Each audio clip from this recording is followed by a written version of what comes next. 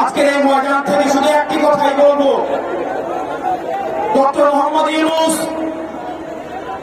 আপনি এই আহত এবং শহীদদের রক্তের উপরে দাঁড়িয়ে আমরা আপনাকে ক্ষমতায় বসিয়েছি। আমরা আপনার কাছে কোনো অনুরোধ করছি না, আমরা কোনো দাবি করছি না, আমরা আমাদের সিদ্ধান্ত জানিয়ে দিচ্ছি, আওয়ামী লীগকে নিষিদ্ধ করতে হবে।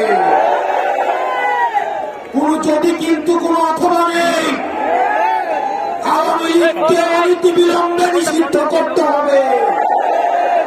এই গণহত্যাকারী আওয়ামী লীগকে নিষিদ্ধ করতে হবে। ইনকিলাব জিন্দাবাদ, মুজিববাদ মুর্দাবাদ।